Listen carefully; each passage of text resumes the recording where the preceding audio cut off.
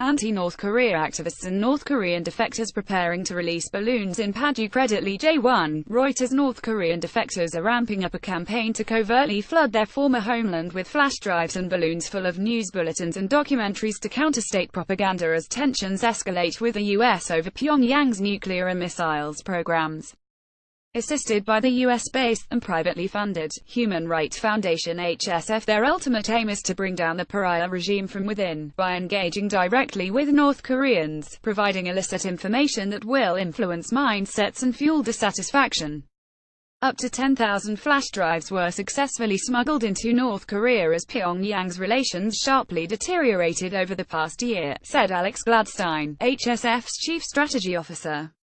But with traditional military and diplomatic strategies apparently failing to temper the threat of nuclear conflict, activists are now working furiously to reach a target of 100,000 by mid-2018. Anti-North Korea leaflets carried by a balloon credit Reuters. J1 files waging this information war was the only way to inspire change, argued Mr. Gladstein. So it's really like a third way, and this is to liberate minds. We're creating little windows to the outside world so that the North Korean people can make decisions for themselves about what they want to do with their lives, he said. He revealed that the appetite for information within the Hermit Kingdom had considerably shifted in recent months from popular films such as Titanic, South Korean soap operas and megastar PSY's music videos more towards news, documentaries and educational material including Wikipedia entries. The content is chosen by defector focus groups, said Mr. Gladstein. The regime's visceral reaction towards them, calling them scum and enemy zero, showed how much it feared outside news, he argued. The USB sticks are smuggled at great risk via towns on China's border with North Korea, where the black market for goods and information is flourishing. The group's Flash Drives for Freedom project has already smuggled in 2 million hours worth of footage, and 48 hours of reading material, reaching an estimated 1.1 million North Koreans over the past few years. Balloons are still used, but smuggled flash drives enable more information to be spread across the border. Credit Kim Jong-un. Getty Images. It first began its operations in the simplest of ways in 2013, by floating hydrogen balloons packed with DVDs, dollar bills and leaflets from the northern town of Padu across the militarized border.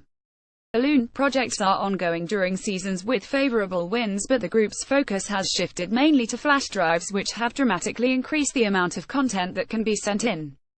Their approach was implicitly endorsed in November by Tae Yong-ho, once number 2 at North Korea's embassy in London until he became the regime's highest-profile defector in 2016. On a visit to Washington, Mr. Tae urged legislators on the House Foreign Affairs Committee to strike the Achilles heel of dictator Kim Jong-un by strategically targeting his population with tailor-made information that made them question their dire living conditions.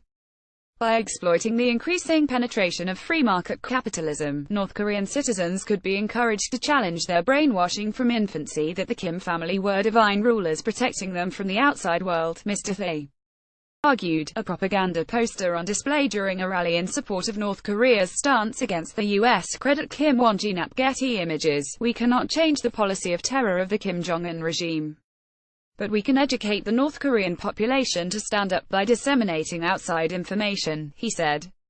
Evidence of the increasing foreign influence on the secretive regime was borne out in the recent daring defection of a young soldier who was shot multiple times as he ran across the border.